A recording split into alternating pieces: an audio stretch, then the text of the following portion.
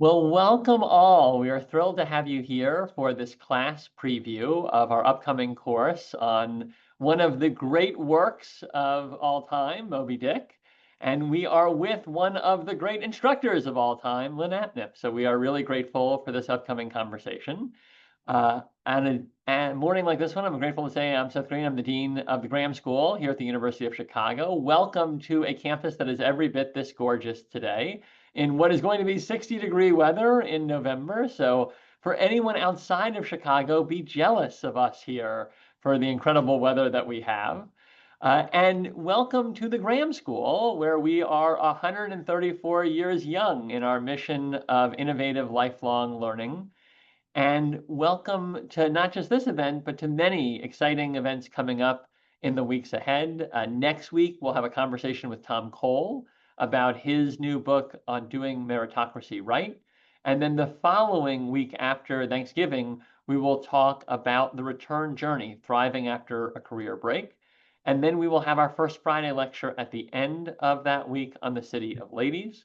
Most importantly, we are getting close to the holidays, and we hope you will join your peers at our Graham School holiday party. It is on December 11th from 5 to 7 p.m. We have over 500 RSVPs right now, so this is going to be the party, and we hope that you will join your many classmates in being there.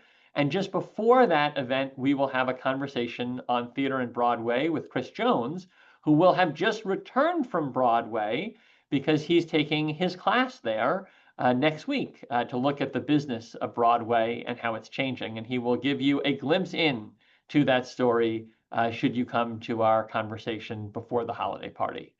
And then at the holiday party itself, we will be honoring 4 incredible instructors here at the Graham School, 2 for innovation in teaching, Douglas Post, who teaches on playwriting, Jacqueline Victor, a colleague of Lin's in the basic program, Elliot Crick, another colleague who will be receiving the Dean's Service Award for decades and decades of extraordinary instructing, and David Ray, who has also been part of our community for more than a decade, as well as being a classicist in the humanities department here.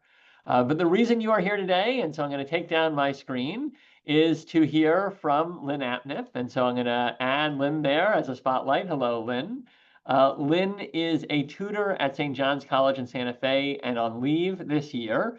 And as a result, she is able to be an instructor in our basic program. She completed her PhD in 2019 in the Committee on Social Thought here at the University of Chicago, and then a postdoctorate in the Center of Humanities and Social Change at the University of California, Santa Barbara.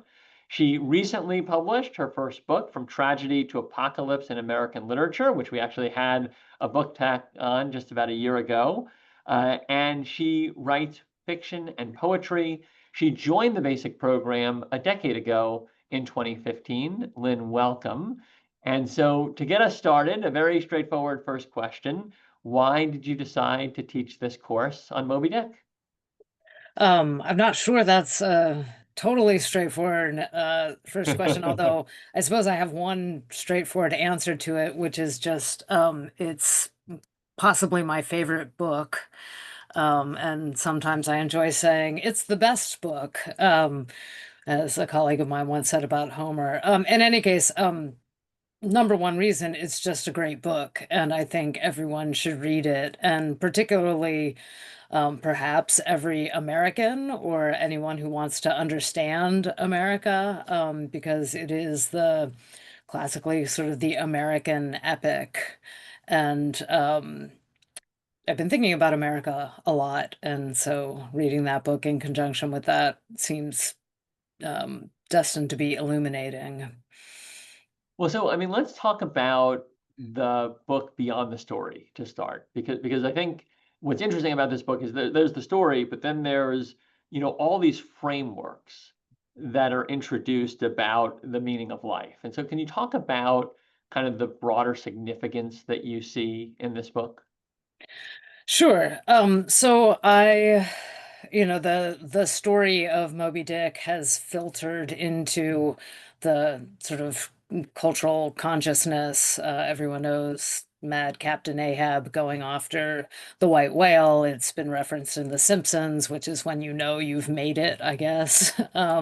So part of what I think is exciting about the book and is that and what has drawn me to it is that the language is so exhilarating. There's so much in the book that's not just the plot, although it hangs on the plot like a skeleton.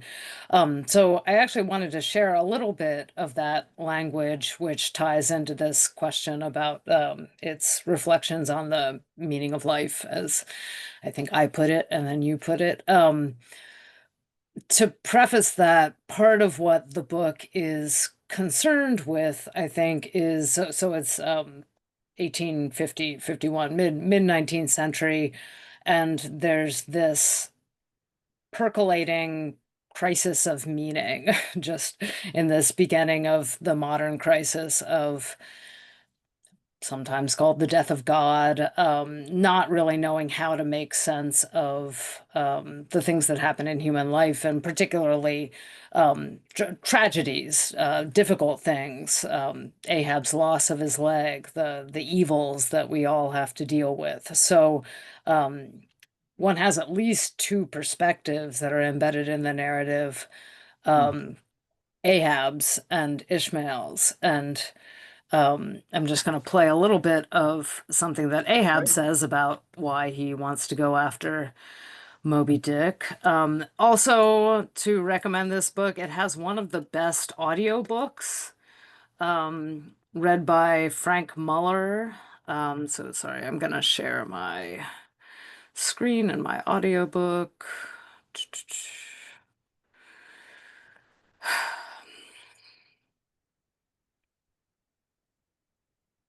In the right place. Yet again. Great, we began to hear it.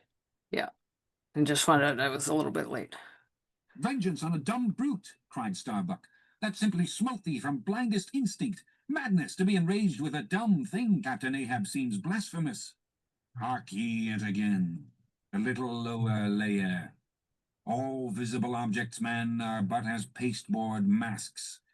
But in each event, in the living act, the undoubted deed, there some unknown but still reasoning thing puts forth the mouldings of its features from behind the unreasoning mask.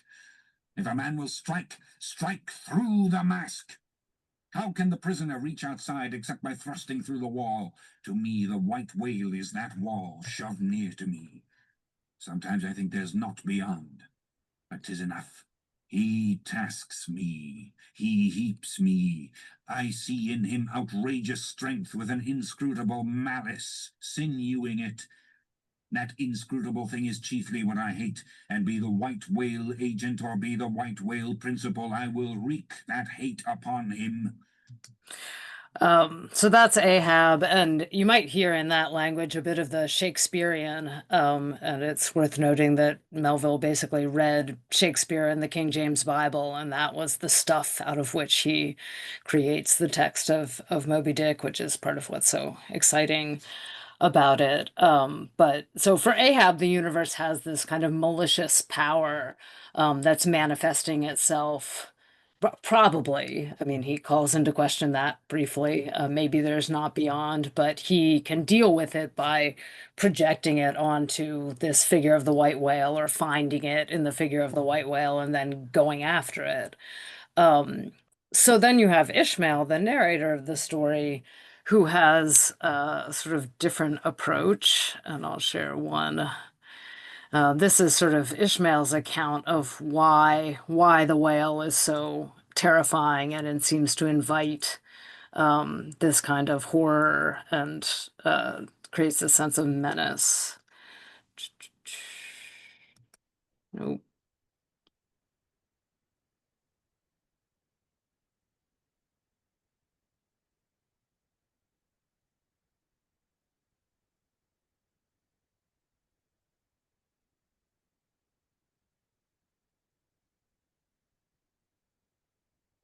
Is it that by its indefiniteness it shadows forth the heartless voids and immensities of the universe, and This is specifically with respect to whiteness, the whiteness of the whale, this chapter Well, is called.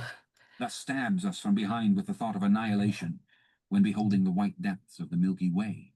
Or is it that as in essence whiteness is not so much a color as the visible absence of color, and at the same time the concrete of all colors? Is it for these reasons that there is such a dumb blankness full of meaning in a wide landscape of snows, a colorless all color of atheism from which we shrink?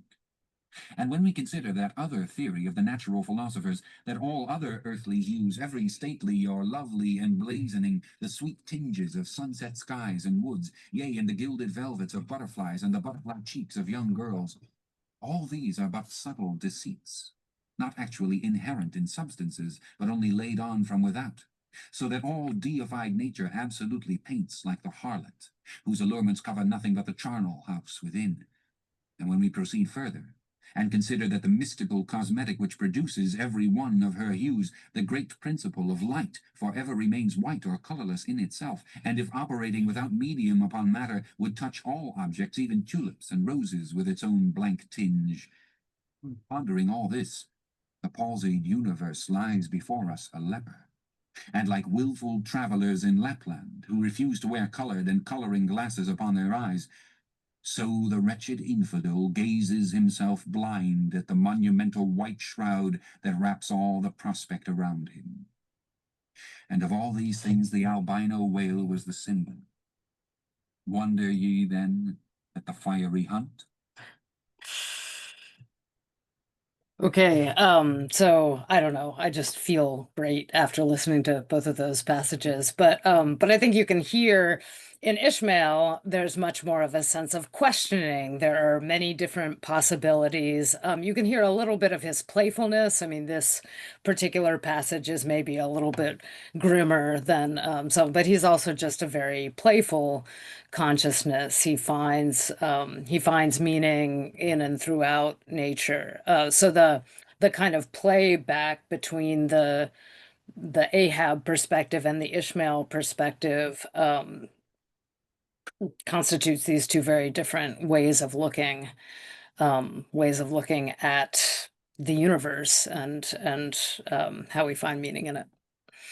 Well, so one big theme that you've introduced is that, it gives us this entry point to these big questions of life, of human nature, of perspective, and how that can shape how we understand experience. And then another thing you said in your opening, Lynn, is that this gives us insight into America, the country, the experience here.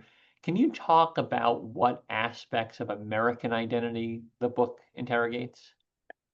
Sure, it's uh,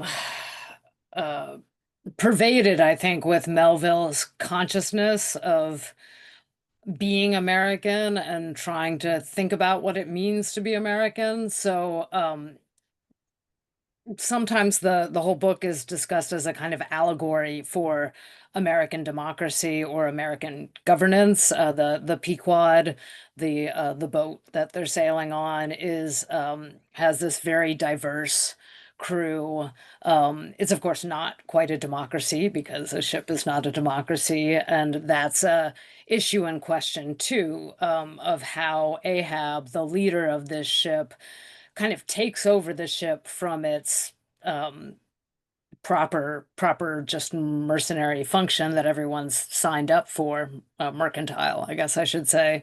And so it raises these questions about democracy and about how the dangers to democracy. And then there's also this continual reflection on the new world of the Pequod, the new world of America and the American equality and sort of freshness as opposed to the old world of tradition and the sort of European hierarchies. At the same time, an awareness that in that freedom, then in a way, this whole ties it back to the meaning problem, I guess, that if you don't have the traditions and the hierarchies, you need to find new ways of ordering your life and ordering yourselves. And what do you take of readings that have come out about Ahab warning of dangers of demagoguery, of tyranny? That's been a discussion, I think, in the last decade, often of the book and what that looks like.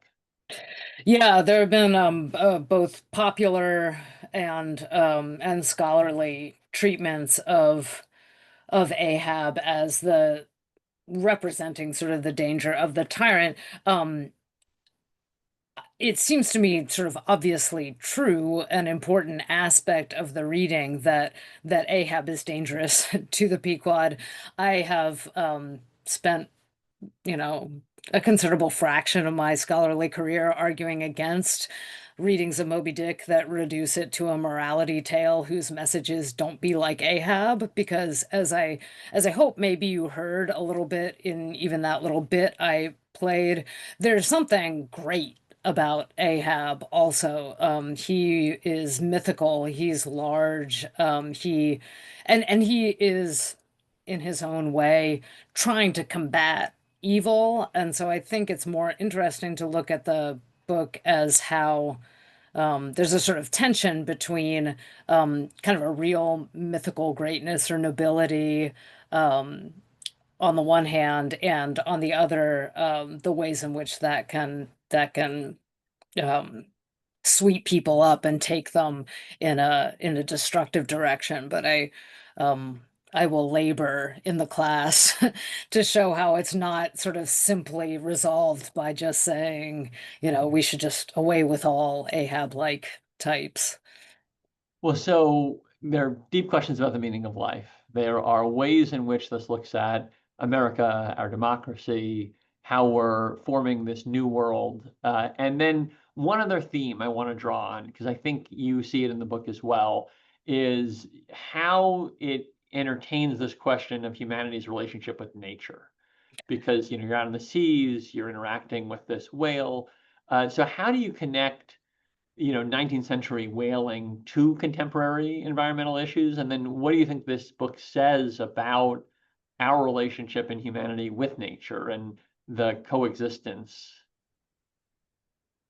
Yeah, so there also have been an increasing number, as we've become more concerned with the environment, of environmentalist or environmentally concerned readings of Moby Dick. And it's obviously in there, even in the mid 19th century. Melville is concerned and reflecting in the book on the exploitation of natural resources. There's a chapter called "Does the Whale's Magnitude Diminish? Will He Perish?" about the question of whether overfishing can wipe out the whale. And he says no, but there's a kind of "thou doth protest too much" Well, element about it, where it seems like he's really concerned. And there's just a clear love of and fascination with the natural world, that comes through.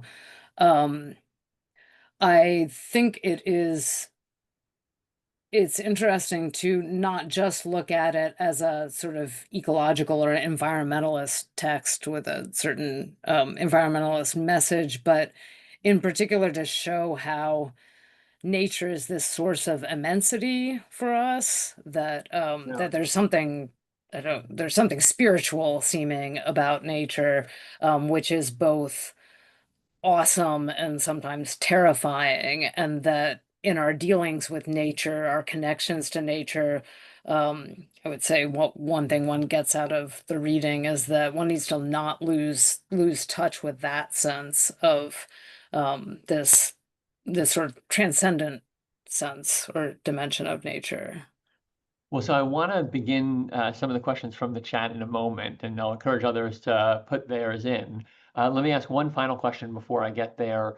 You are teaching this course. It is an enormous book, talk about immensity. Yes. Can you talk a little bit about how you are structuring the course and what students might expect should they enroll in it? Yeah, sure. So mostly, as you say, it's an immense book, and I want to give as much time as possible to doing close reading. So most of the course will be a close, progressive reading of the text. But I do want to give a little bit of time to um, there have been a number of critical text, literary critical text that have themselves become almost classics about Moby Dick. And I want to give some time to reading those, both to illuminate our reading, to provoke our own interpretations, and because they're just great text in themselves. So Alfred Kazin, big 20th century American literary critic, has a wonderful introduction that he wrote to Moby Dick and sort of the theme of immensity. Charles Olson is a 20th century poet and critic who has a very poetic text about in which he brings Shakespeare and the religious theme and the American theme all together. And we might do a little bit from Melville's own letters, which are kind of classics in themselves as well. Well, so I want to come to the questions that are populating the chat. I'm going to start with a really interesting question from Charles Fout. The Star Trek film First Contact inspired me to get around to reading Moby Dick. Captain Picard's taking on of the Ahab archetype was gripping. Are you aware of other modern works that also successfully allude to Moby Dick? Obviously, you've referenced The Simpsons already, but are there others, Lynn? Oh man, see, my mind is just going to blank, and then I'm going to think of, the zillions of modern works that reference Moby Dick. This is not a good reference, but it's the text that someone is carrying in The Dead Don't Die, the relatively recent Jim Jarmusch zombie film, but they don't really do with it what they might. Although that does make me just want to mention that it has another reason that I'm interested in this text is that it has this kind of apocalyptic sensibility of this ship that's being driven out of control towards, what seems likely, well, we get pretty early foreshadowing that it's not going to go well in the end. And sort of thinking about the various kind of existential threats we face. That's another reason to read it. I'm sorry, I just was not prepared for that question, but if I'll think about I'm sure I'll think of them as I answer other questions, and I will name them as I do. We have two questions in the chat related to what might be interpretations of how this book draws on issues related to race. One is from Ross Bagby. Are you going to discuss that to hunt the quote white unquote whale, Ahab recruits quote dark unquote harpooners like Kwikwi or the Parsis? And then another question from Tamara Smith. Will you address in the class the interpretation of Moby Dick in terms of racial whiteness?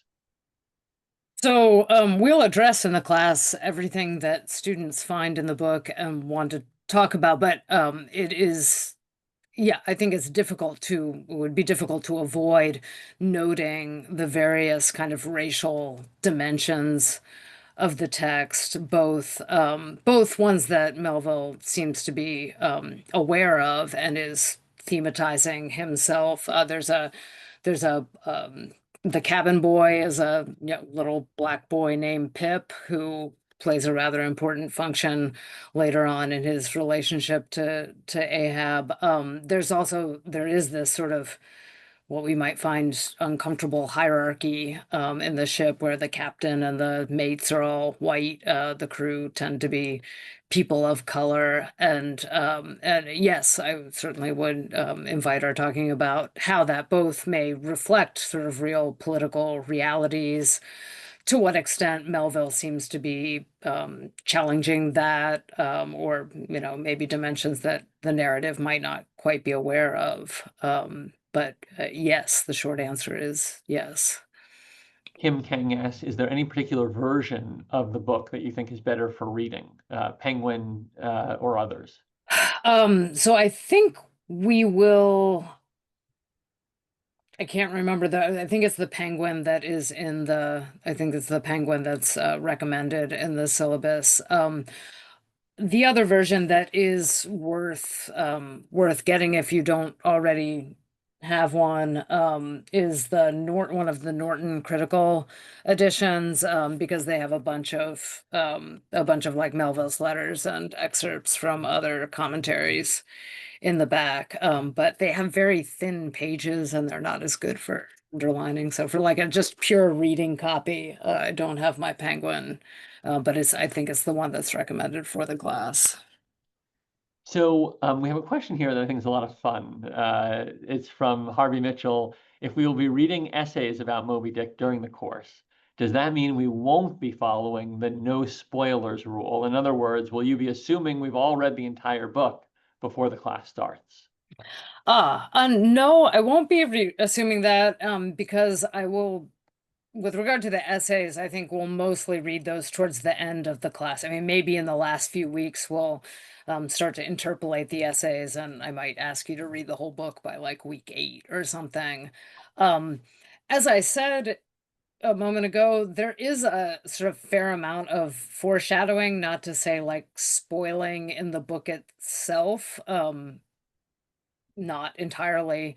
Um, it's a good question. I might even ask the class itself to kind of decide how much protection they want from spoilers. I do think there will be sufficient material to keep us occupied in any given week without having to kind of leap ahead. So maybe I'll ask people to try to hold off if they, feel like the meaning of something is illuminated by the end. And then when we get to that point in the text, we can kind of look back and see how that illuminates what happened earlier. I mean, I know some people don't think that spoilers spoil. I like to have the opportunity to read a text once without knowing the ending. So I'll try to respect that for people who haven't read it. But I guess if you want to be absolutely sure, you might want to read it beforehand. Another class-related question from Bob Shannon. How much preparation time outside of class and what type of class participation are you encouraging? I think I know to the latter question that you have a highly interactive and Socratic class, but I'll let you share more. Yeah, so preparation time outside of class. Shouldn't be more than a couple hours, probably. Depends on how many times you want to read it. But I would say if you read the material once, attentively, that should make you prepared to participate in class. I do like to I'm trying to think of like how long the whole audio book is, and if you were just to listen to it, how many hours then that would be per, but it probably comes down to a couple. Yeah, I run a highly discussion-based class. That doesn't mean that I will like jump on you and make you participate if you don't want to, but I think that you'll have more fun if you do. And I might ask you to, read a passage if you're a quiet person, just so we can hear your voice, to, feel your presence in the room, so to speak. Ronald Phillips writes the obvious question of the battle between good and evil and the problem of evil. And maybe I'll just add to that, you mentioned Ahab and Ishmael essentially, they represent different models of meaning making. And I'm curious if you could talk a little bit about which you think the book ultimately affirms. That is a good question. I almost feel like it would be a spoiler to try to answer it, but I won't. I won't do that. Seeing Moby Dick, or trying to articulate it in light of a battle of good versus evil, is very interesting, for a couple reasons. Ahab sees his quest as a quest against evil, which is, I think, interesting. I'm gonna play. I won't share the text, but I'll just play one more short clip because I think it speaks directly to this question. This is another way that he articulate, or that Ishmael articulates what he takes to be Ahab's vendetta. Small reason was there to doubt then that ever since that almost fatal encounter, Ahab had cherished a wild vindictiveness against the whale, all the more fell for that in his frantic morbidness he at last came to identify with him not only all his bodily woes, but all his intellectual and spiritual exasperations. The white whales swam before him as the monomaniac incarnation of all those malicious agencies which some deep men feel eating in them till they are left living on with half a heart and half a lung. That intangible malignity which has been from the beginning, to whose dominion even the modern Christians ascribe one half of the worlds, which the ancient Ophites of the East reverenced in their statue devil.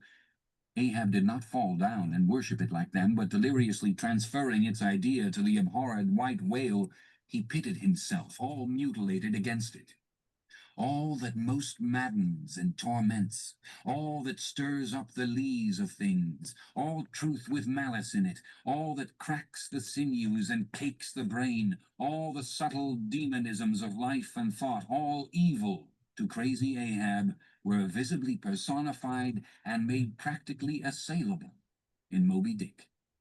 He piled upon the whale's white hump the sum of all the general rage and hate felt by his whole race from Adam down.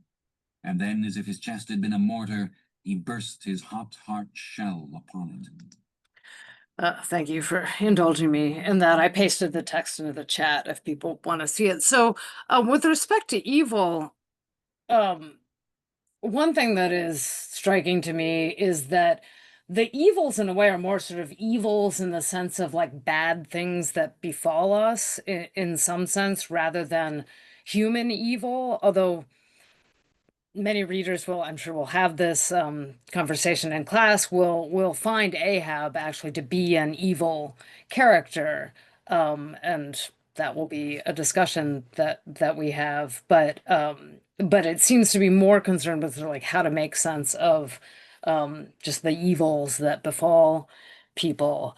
To your question, Seth, I would also mention that Ahab seems to find the world a sort of more evil beset place than Ishmael does. Ishmael has a sort of naturally sunnier disposition, even though he complains of his hypos, his depression at the beginning. I really think that the novel dramatizes the irresolvable tension between these two ways of being in the world that I mean, readers will gravitate towards one or the other. And in a sense, Ishmael's is and has to be the encompassing because he's the narrator. His is ultimately the perspective that we get. But there's something kind of passive about Ishmael. I mean, Ishmael can only be an observer and a kind of going along for the ride for the most part. I mean, again, not to give away too much about the narrative, whereas Ahab is really the one that is acting and that is driving things. So I think that that complicates what we might like to think of about how we can just be the kind of easygoing Ishmael in the world. Francis Rigberg writes, can you say a few words about the effect on the book's themes of the characters almost exclusively being male? Do you think this detracts from the book's greatness? I don't. If you agree, can you say why not? I noted at some point that in my dissertation, there were basically like no women in any of the books that I wrote about. And, you know, I can take this up with my analyst or something, but I think it's worth noting, and I think it's worth observing and reflecting on to what degree is this a very masculine book. I obviously am not so bothered by the relative absence of women as to not want to teach it or not find it extremely exhilarating and worthwhile. But there's no doubt that it is there's a whole realm of human life that is not generally represented. And I think that itself, that exclusion, in a way, is important thematically for the book. There's a moment where, you know, there's a sort of temptation for it's offered to Ahab to return to his wife and child. And so the fact that that's a choice he has to make is important. Like that whole domestic world is the world that they've, you know, sailed away from. Jim Healy writes, what do we make of a seaman who is so erudite? what do we imagine his background to be? So how do we understand that? We have a certain conception maybe of a sailor than we have, and so how do we reconcile those potentially? So, some of you may know, many of you may know that Moby-Dick is to some degree based on, as were many of Melville's seafaring novels. He wrote a number of them based on his own experiences in on ships, including on a whaling voyage. So he himself had gone on these whaling voyages.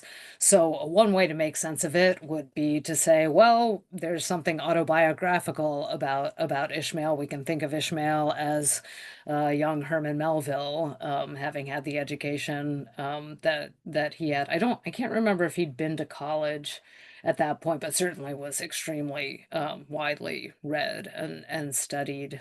Um, I will resist the final equation or identification of Ishmael with Melville, but I think it's impossible to avoid seeing a strong connection. I think another way to just um, think about it is that it's the sort of narrative voices allowing us to see what someone having those experiences could or would see, if if they had that education.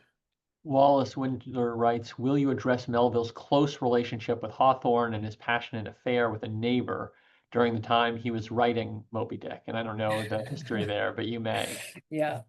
Um, so we may read Melville's if we're going to read any of Melville's letters, which I think we will.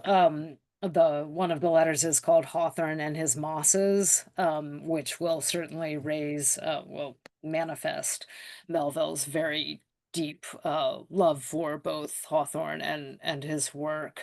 And it's illuminating sort of back on Melville's own work because he loves Hawthorne's darkness. I'm aware of the theory of the affair with the neighbor. My understanding is that there's evidence. It's not entirely unambiguous. I probably won't be addressing that directly, but if you have something particular that you think it illuminates about the text and want to share it with the class, I have no objection to doing so. For the most part, again, we will focus on, close reading, rather than biographical and historical context.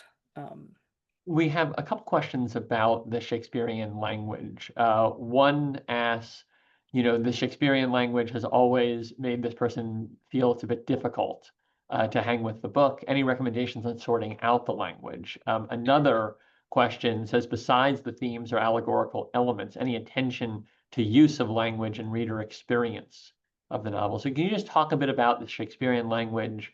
One, its significance, and then two, how individuals who may not have that as a kind of natural tongue as they're reading, how they engage with this text in the best way. Sure.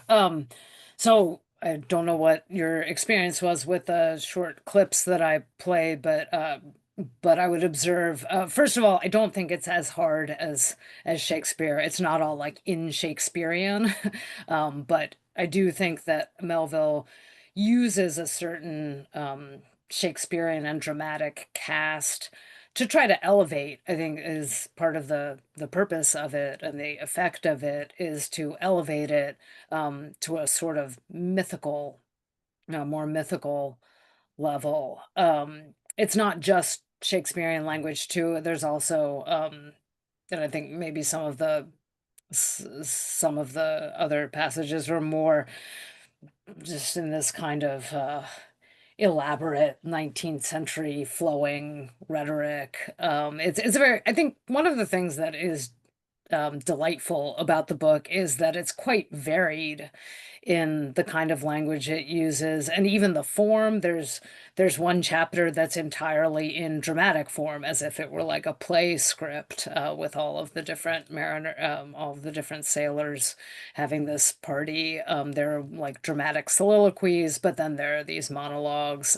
There are more realistic dramatic scenes. There's some great action scenes. Melville's a really fantastic writer of action. And then there are more poetic, lyrical scenes. So I really hope that no one turns away from reading this book because they're afraid that it will be too hard. I mean, I would say, yeah, some passages can be very dense or won't immediately um, make sense, but that's why it's a good candidate for a text in which you can dwell in some of that language. I do recommend the audiobook if you're having trouble getting through it in a way that will allow you to just let it kind of wash over you during those sections where it doesn't immediately make sense. But I think it's in its own way accessible. It should be. Wonderful. And we have an additional recommendation in the chat to play the audiobook at a slower speed to potentially allow that Okay. crossover. Yeah. And we have a question here, speaking of different formats, about the movie, the 1956 movie produced by John Huston. Can you just talk about any reactions you have as a person who's looked deeply at this novel, if you've seen the movie, Lynn? Yes, I have seen the movie. We're actually going to screen the movie at the Moby-Dick study weekend, which we should mention, I suppose, in Yes, yeah. So let's April. talk about that. So this course is happening in the winter, and then tell us about the continued theme of Moby Dick that we'll have in the spring.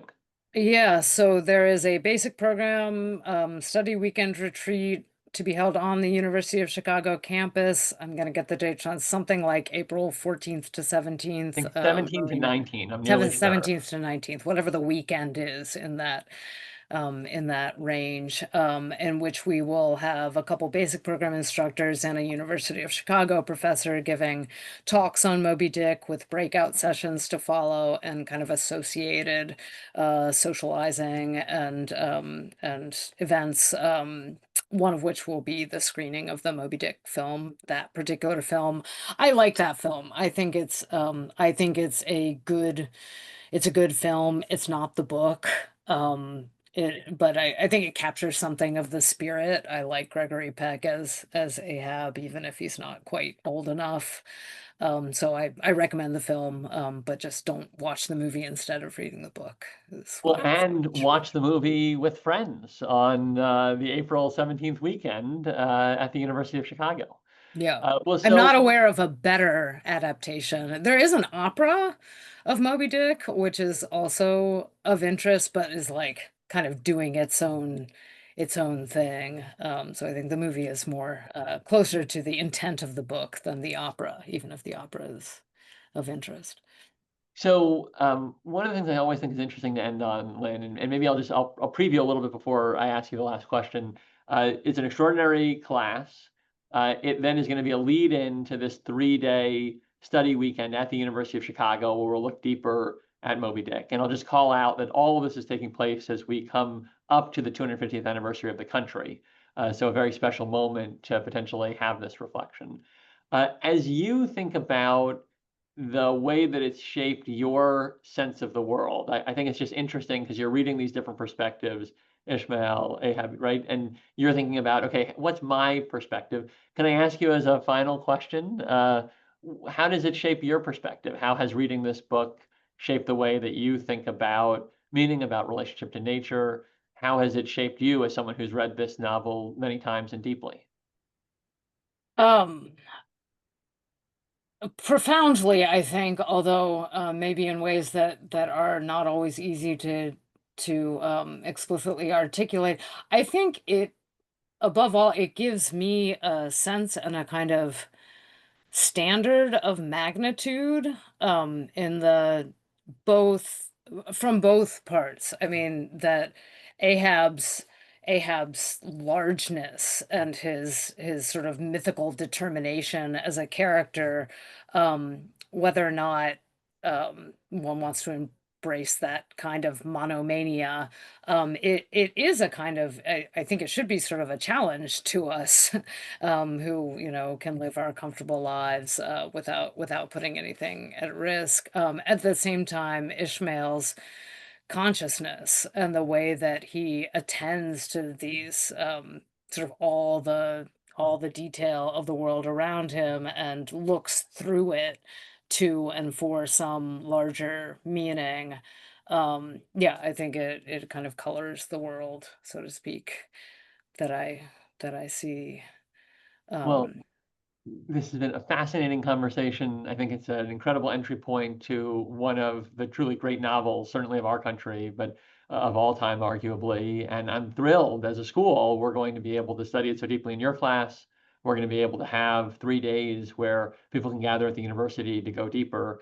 And all of that can lead up to this very important moment as we reflect on our country, what it means to be a citizen, and how we engage with the world around us. So thank you for your time and insight and bringing this novel back to so many people in our community at a very precious moment. And thank you all for joining us. I hope you have wonderful Fridays and similarly wonderful weekends.